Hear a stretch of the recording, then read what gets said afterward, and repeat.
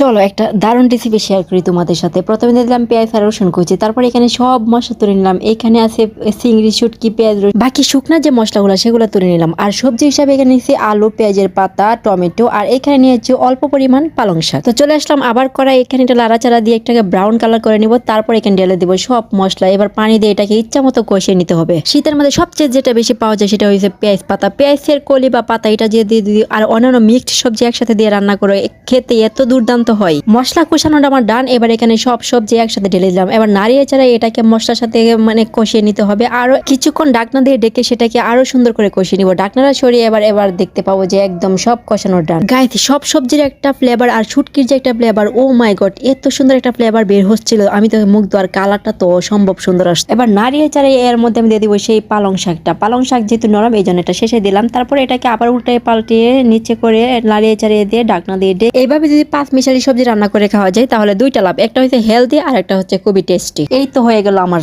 একদম 5 মিশালি সবজির ডান। আর এটা খেতে এত দুর্দান্ত হয়েছে, যারা না খেয়েছে তারা অবশ্যই বাসায় আজকাল ট্রাই করে দিবা। আর কমেন্টে জানিয়ে আর ফেসটা ফলো দিয়ে সাথেই থাকবে।